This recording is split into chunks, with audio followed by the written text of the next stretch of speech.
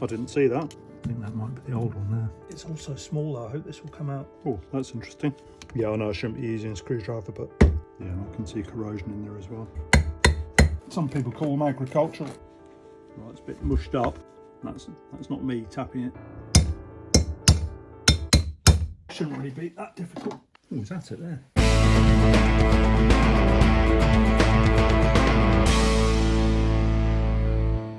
Hello, buongiorno, and welcome back to cold, wet and freezing Britain. We've been working on this 1955 motoguzzi Dell'Orto 192, which we bought off eBay unseen. Our aim is to get it running. Anyway, hope you enjoy this episode, and if you do, please subscribe and tell your mates. Thank you. So I'm going to drain the oil now. That's the drain bolt. And there should be a filter on the end of that, like a gauze filter. I think it's another drain bolt underneath the sump. But anyway, for now, I'm going to open that one up. I don't expect there to be much oil in it because I've looked in the oil tank, which is up there, and there's not a lot in it, but at least there is some in it. So I suppose that's not such a bad thing. So this is a 19mm socket. Ugh. And we'll see what comes out, if anything. Oh,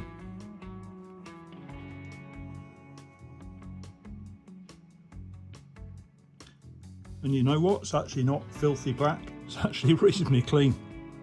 I mean, it's brownish, but it's actually not terrible. It's not as bad as it could have been. Right, you can just see there. That's the little gauze filter just on the end of the oil.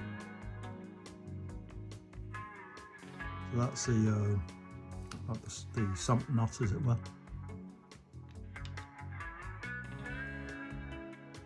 And that's the little gauze oil filter. And it's in good condition. That bit goes in first. So it's good. So you know, I've come across some of these GUZZi singles where there's nothing in there. And yeah, it's dirty, but it's not terrible. There's a few little bits and pieces. So anyway, I'll leave that to drain. Clean it all up. Try and find the other one and drain the oil from there too. And carry on from there. Yeah. That's one reason I wear gloves. I just don't like old oil. I've had it on my hands plenty of times. There's actually a reasonably recent looking fibre washer on that sump nut, which actually is a good thing, because hopefully that means it's been changed. Well, not recently, but I mean, you know, before it came off the road back in 1988, which is what I think, which was what, 36 years ago. So that's a long time. Right, we'll leave that to drain. I've got the oil draining out of the various locations. You can see just there, that's another sump bolt at the bottom of the sump. Then at the front, that's an oil feed from the oil tank. So I've taken that off as well. So it's all drains out there. And you can see the oil looks really quite clean. There's the piston. I'll probably try and clean that up a bit, but I'm not taking any more apart than that for now. And then what I need to do now is just take this little bit off, this nut. It's an 11mm. There's quite a few weird sizes on this thing. Lots of 14mm, 11mm. So what this is a little cover.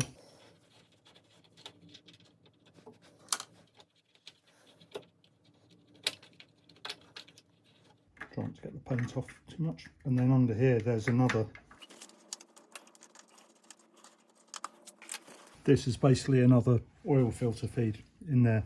I'm not sure if I'll take that off or not. I've drained the oil everywhere else. It looks pretty clean. I know that these are quite fiddly to get into. Maybe I should just do it like the others.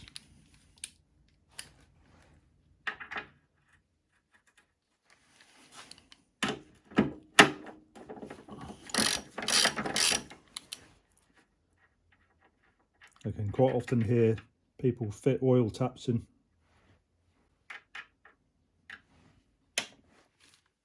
Is that 17?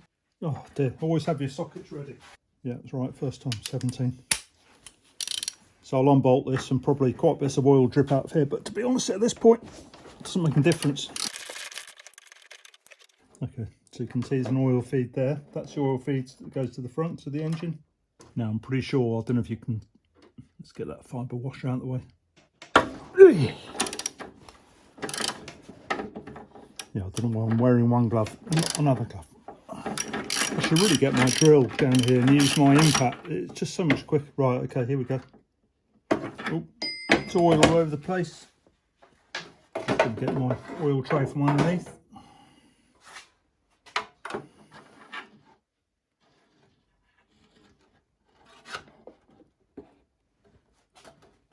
Right, so that's basically, that's the oil tank there, draining into that.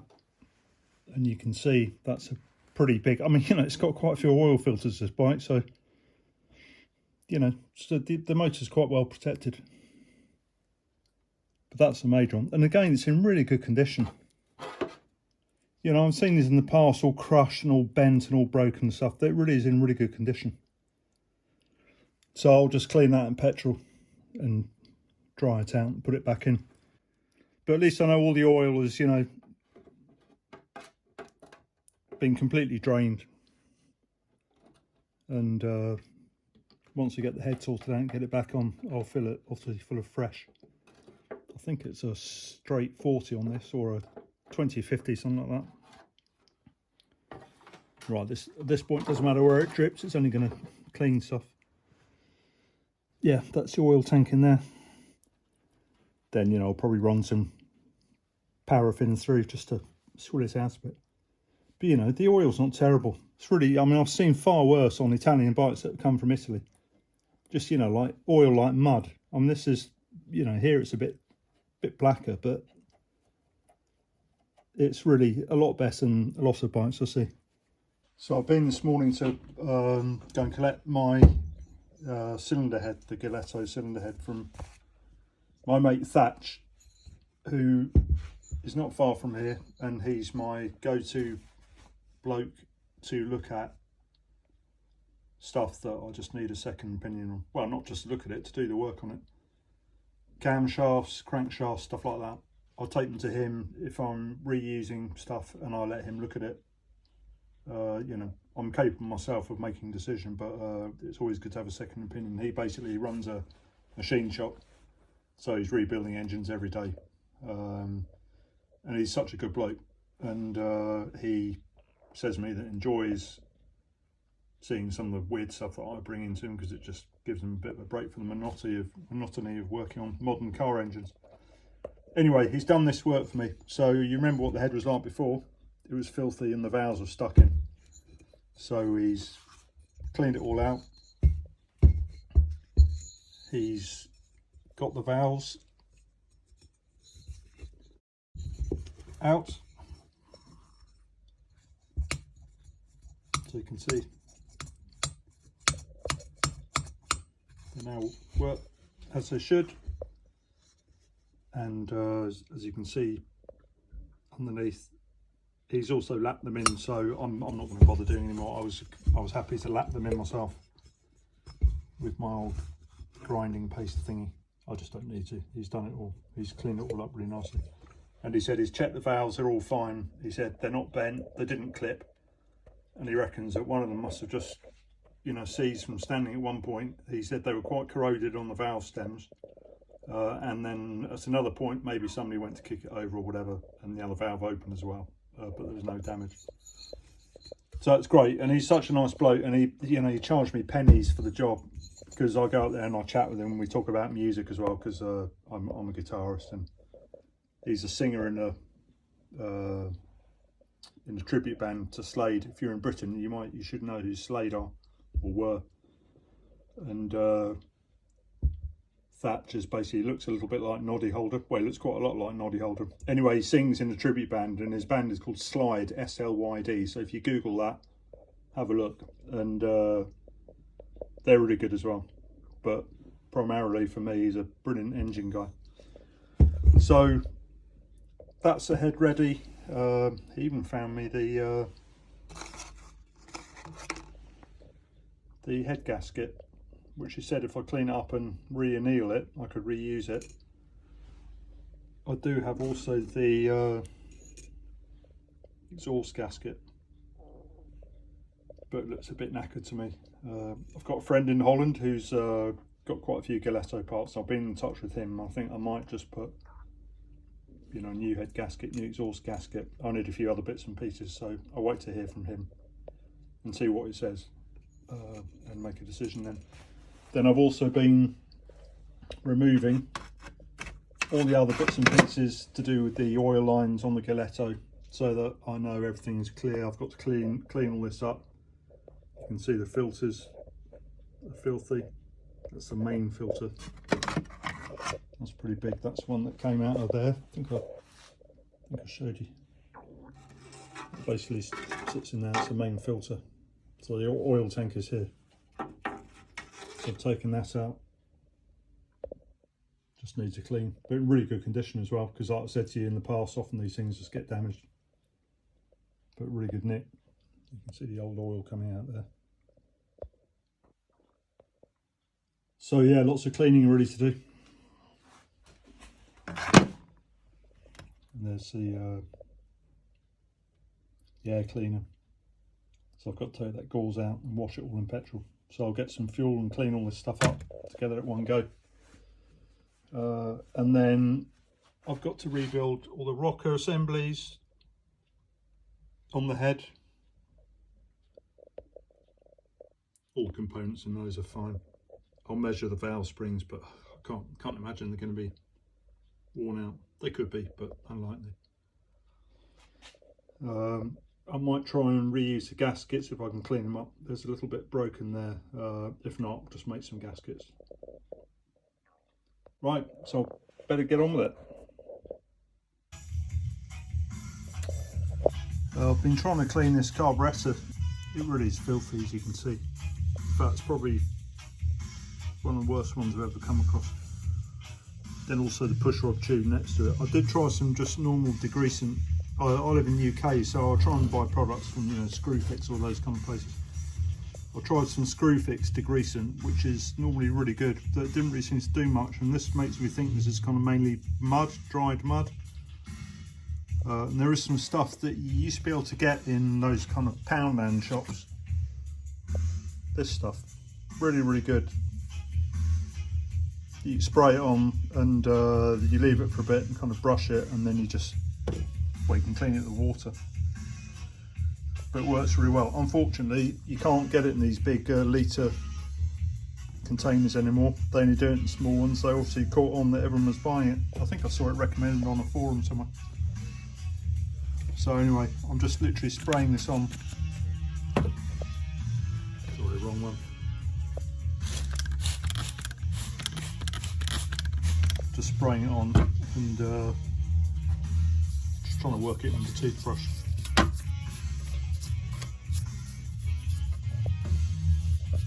Yeah, I can see it's starting to work a little bit. I mean, again, ideally I'd put this into an ultrasonic cleaner, but I haven't got one. I did have one, and I had it for about 6 months, and then it broke. And to be honest, off that, I didn't buy another one, and I haven't really got space for a large one. That's really expensive. Look at that. But again, you know, pretty good condition. I was looking at the jets and stuff. They don't look to have been forced, you know, when the Dell'Orto jets, you get people shoving screwdrivers in, and even the mixture screws and the idle screws, really good condition. Look. So it does make me think it's been looked after, this Dell'Orto. Just filthy, been used as it should have been. So only I'll keep cleaning this, and then I'll have to take it apart and have a look inside. This is the air filter, and it's pretty filthy, as you can see. So what I'm going to do is basically just pour some fuel I've used this fuel to swill out the fuel tank of the Galletta. I'm just going to pour this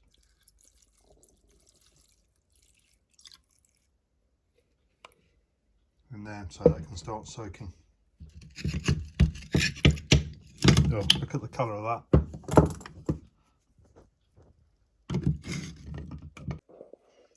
Okay, so I've taken the airbox apart, and you can see it's pretty filthy. This is a kind of, I think it's either metal or, well, it's not really plastic, I don't know, metal gauze, big circlip type thing, the filter, and then the actual, pretty dirty inside that as well.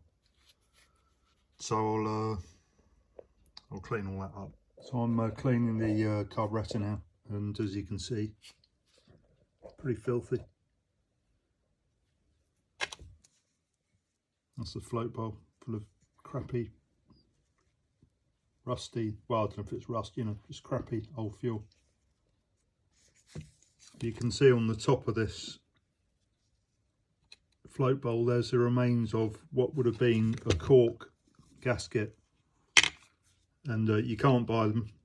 Well, I couldn't find one, even at places like Eurocarb, who deal with Dell'Orto parts, but basically I'll make them. So I'll have to make one out of a bit of cork gasket. I've made them before for other bikes with these early Dell'Ortos. Anyway, I'll just clean it all up, clean all the jets. You can see one of the jets there. Just clean everything up, clean up the filter. That's the fuel filter. In good condition though. Dirty, but good condition. Often you find these completely destroyed. You can see the rust, you know, the dirt in there, in the float bowl. Just, you know, I mean, it's sat around since the 1980s, so it's not surprising. So I'll take the float out, clean all that out, get some, you know, carb cleaner in there. That's the top of the carb. Telling us what it is. I can't read really. Too dirty. The inside doesn't look too bad. I'll clean. I'll sometimes just clean in there with like a kind of 1200 grit, wet and dry, just to kind of get all the crap off the edges. Put clean in there. Just clean up to make sure it runs. I'll unscrew the mixture screws. That's the idle screw, and that's the mixture screw. So I'll screw those in. I always do this. I'll screw them in and then count how many turns it takes for them to go in. I'll mark it down. So when I put it back together, it basically goes back in more or less into the same place. I used to have what are those things called? Like the bath, you know. My memory's terrible at the moment. The bath that you put stuff in that cleans parts. Ultrasonic cleaner. And I had one for a while, but then it broke. And to be honest, you know, maybe I bought a cheap one, or it wasn't particularly that impressive. So to be honest, I just clean carbs by hand. You know, lots of carb cleaner, some compressed air, and I'll just go through them. And you know, on something like this, I'm not going to restore the outside of it. I'll just make sure it's clean, make sure it all functions. Yeah, again, that's where the float bowl sits, and there's normally a cork gasket, so you have to make one of those. If you don't put that gasket in, it leaks, because there's no seal between the bottom of the carb and the float bowl. May not look much, but it is clean. Right, so I'll get on with this. I'll make the gasket and I'll put it all back together. So I thought you might like to see this, as I mentioned earlier that this float bowl on this carb and on many other carbs of this kind of era, 1950s Dell'Ortos, the float bowl has a cork. Originally it had a cork gasket which goes in there. Eurocarb, who basically supply Dell'Orto spares in the UK, I remember speaking to I think his name is Matt, really nice fella, really useful, really helpful. He said that they don't keep them. I mean, after all, it's only a bit of cork, but if you look on the parts diagram for these type of carburetors, these earlier Dell'Ortos, they do exist.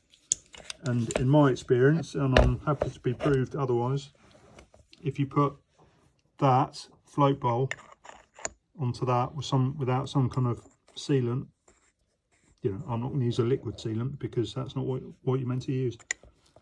That needs some kind of gasket. Maybe with card, you know, maybe gasket paper would do, but originally they were cork. So a few years ago I bought this cork off eBay. I think it's probably like 2 mil or something, a mil and a half, 2 mil cork, and using that I basically, we can see I've done a few already. I basically put felt tip or engineer's blue or something on the bottom, push it down on there, cut round it with a very sharp Stanley knife and cut round, and then the difficult bit is cutting the inside out. But this now, I've checked it, will more or less fit in there. But what I will do is grease it up, so I will cover it with grease, then I'll push it in gently and it will stretch a little bit better with the grease on it, and that will create a good seal. I'm not going to grease up now because I'm holding the camera, but I'm going to do that and push it in, and then I'll show you what it looks like before I put the float bar back on. I'm going to put the float bar back now. So it's got the filter, I've cleaned this all out, it's got the filter, it's got the spring. That just sits in there, and this comes over.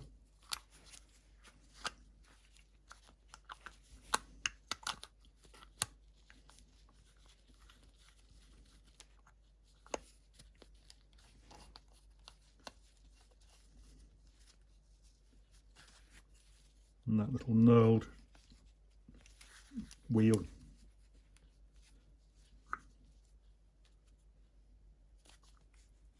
So I just do it hand tight enough to, you know, use your judgment to feel it as a seal. There's the float in there. I did take the float out and I checked there's not a hole in it and think it all seems fine to me. Got to put the bottom cap on now. I just want to point out these kind of card or fibre washers that you get for these carbs. You know, often you can reuse them. You know, you can buy kits of stuff, some you can't, but if I think a washer is fine, I'll just reuse it, and I always grease them. I just think it just, you know, gives them a longer life and helps them to seal better. That goes in there.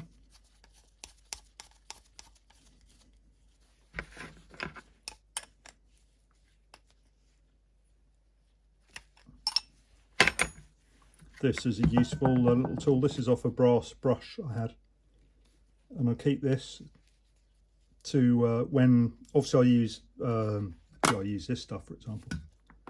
This is really good, Wins carb cleaner. I use that to clean jets. You know, I leave them to soak and stuff, but sometimes you need to, you know, go into a jet and just go through the holes, and I use this, which is a very fine, and it's brass, so it can't damage anything. But I'm always very careful to make sure it's not going into a hole which is smaller than this, because what you don't do, of course, is enlarging any holes. But this has always worked for me. So that's basically it now. I'm going to put the lid back on, wherever that is. Put the lid back on. I'm going to put some grease along that gasket. There is actually a gasket on the inside of that lid.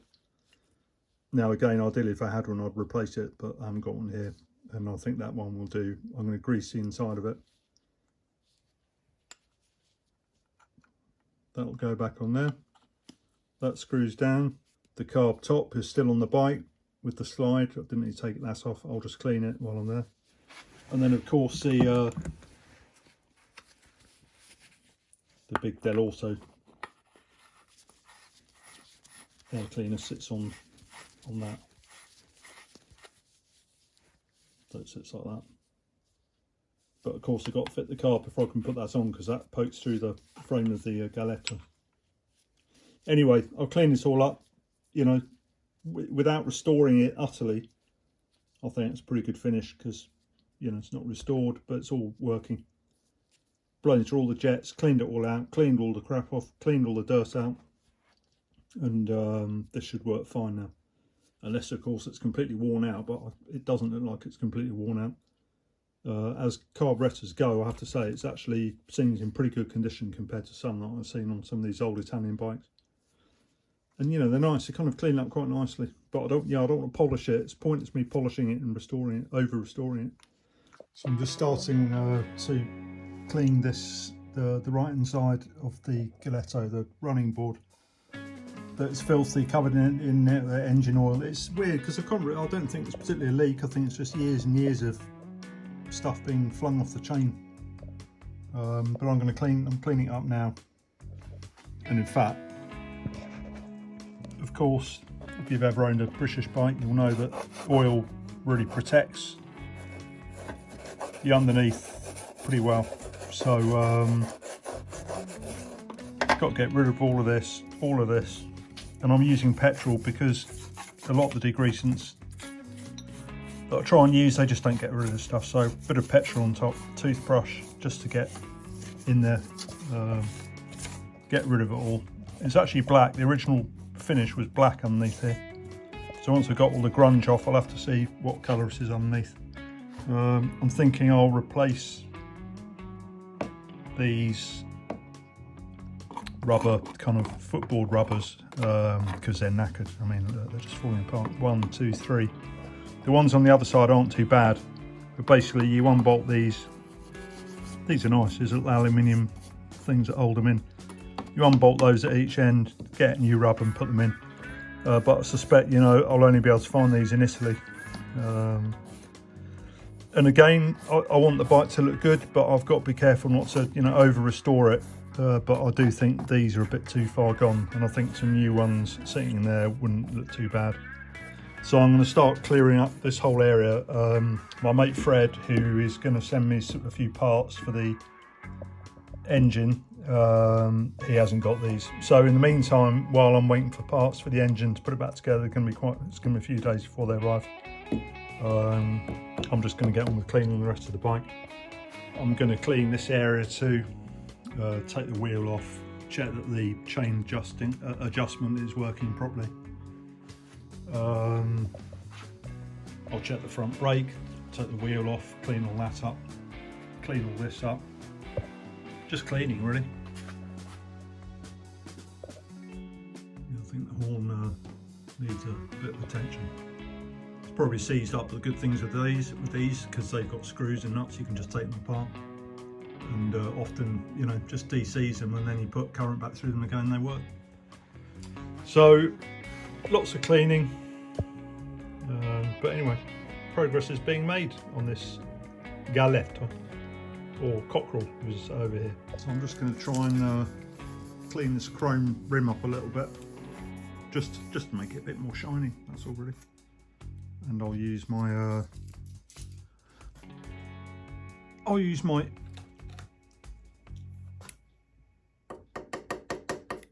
method, just a little bit of water sol, probably too much to be honest.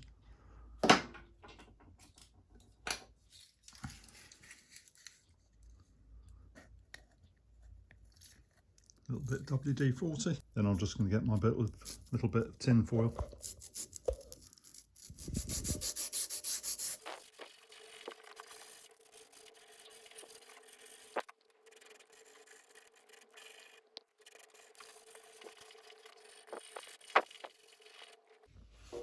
I'll just wipe that over and see if it's made any difference. Not loads, it has to be said. I think I've just got to keep working at that, but I'll have to do that when I'm not holding the camera. A little bit of shine. In fact, on top you can see the words proiettori.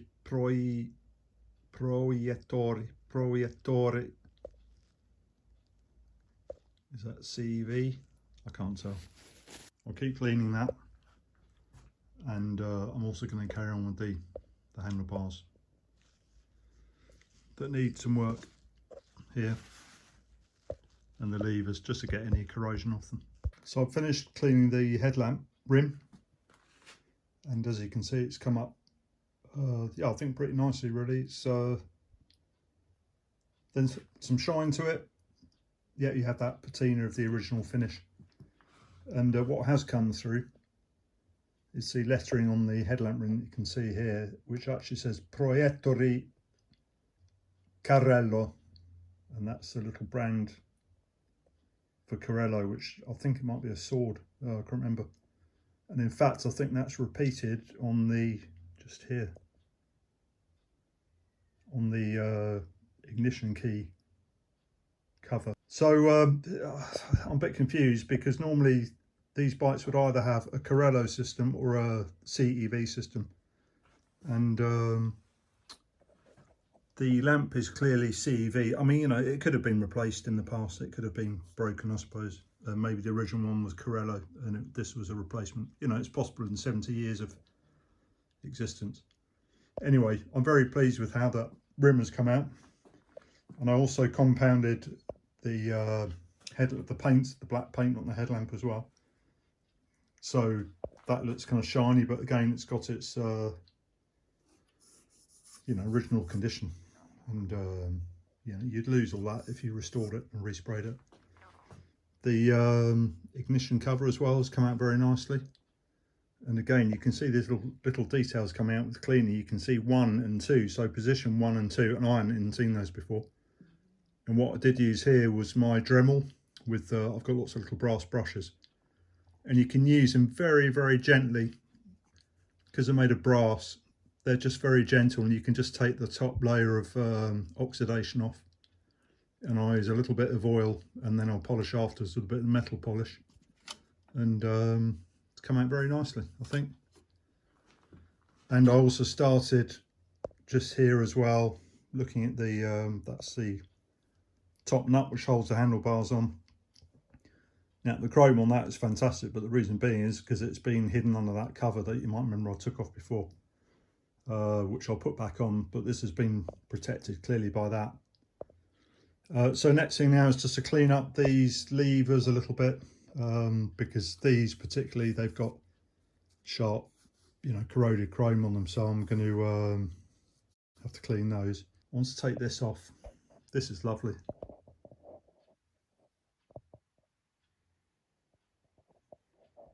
Can't tell if I can't tell what that reads.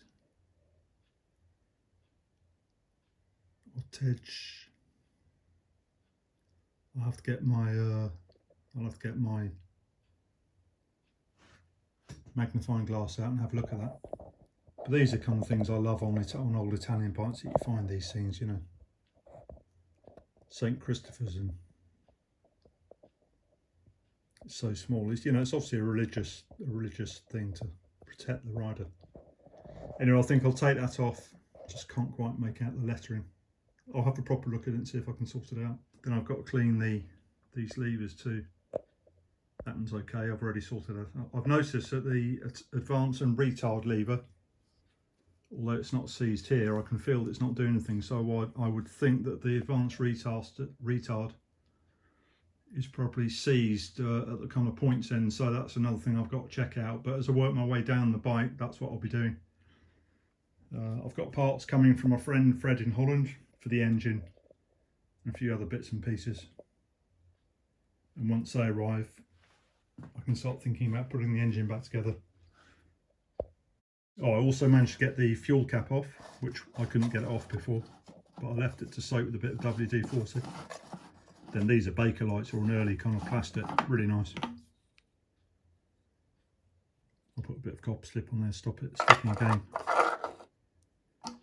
Then here there's a little kind of, I don't know what that is. Just some kind of little cover. Then you can see inside the fuel tank. Now I'll see it's a little bit of rust in there. But I'm going to pour some paraffin down there, or maybe just some fuel, and just swill it through the fuel tap and see what condition the fuel tap's in. Because I remember the last Gillette I had real problems with the fuel tap, that it wouldn't really quite close properly. And they're a nightmare on these to change the fuel tap if that's the case. Actually, on the 175 it's more difficult because the tap was there, whereas on this the fuel tap is further down, just down there, just here. Anyway, I'll put some fuel in and see what happens. Showing a little original rubber barometer's gone, but I could probably find some or I'll just leave it like that. So yeah, making progress bit by bit with the Galette. So just 3 items on the bench that I've kind of been working on or looking at working on. The first one is this, which I've cleaned up a bit. I think already featured in other parts of the video, but this is one of those lovely kind of protect me devotive emblems that most cyclists in Italy and probably places like Mexico, you know, Catholic countries, used to put on their bikes. I think they still do. And I remember when I lived in Italy about 30 years ago, I bought one in a church in, I can't remember where I bought it. I bought a magnetic St. Christopher and I stuck it on the top yoke of the my motoguzzi, because it was magnetic. Somebody nicked it, unfortunately. So it didn't do such a good a job protecting me. But this is lovely, original, you know, from the 50s, 60s. And through my magnifying glass, I have managed to work out that it says, and I don't think you'll be able to see here, well, that basically that's an emblem of St. Christopher, the patron saint of travellers, as I'm sure you know. That's a lighthouse, so that's a light that you follow to get home. And then underneath the lighthouse it says proteggete, so protect. And then just up here it says Loreto, which is actually a place in the province of Ancona, I believe, in the Le Marche.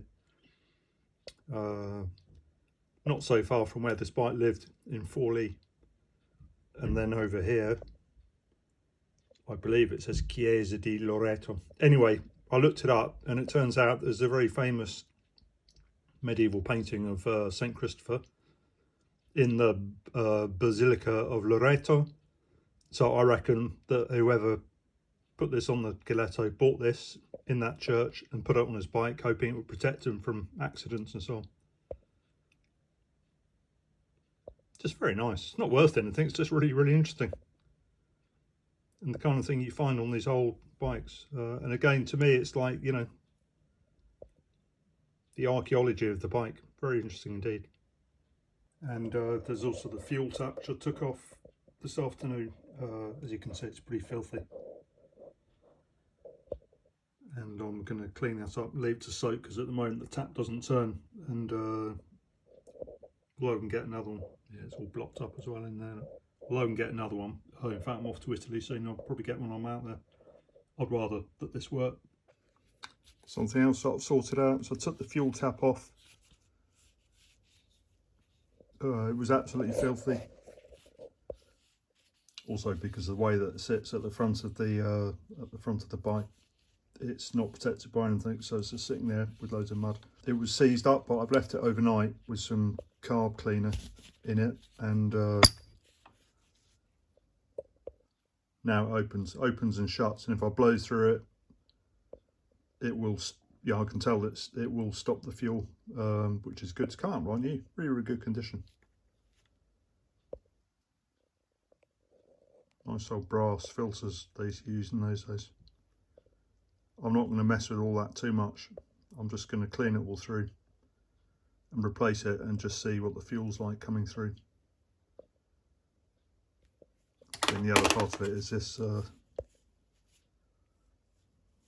little kind of lever bit which sits on the outside. I'll clean that up a little bit as well. A similar item is the cover, which I think I've featured in another video. So this is just a reminder, this is the cover that sits up here on top of the nut which holds the handlebars on. And a lot of these covers would have been customized by dealers in Italy, most GUZZi dealers. This one hasn't been, from what I can tell, but I have cleaned it up a lot. Now obviously this would have been chromed originally, and all the chrome is basically, you know, it's just come off. So I've cleaned it up, so probably I've just, you know, I've just gone down to the base metal, and ideally if I was restoring it I'd re-chrome it, but I'm not restoring it.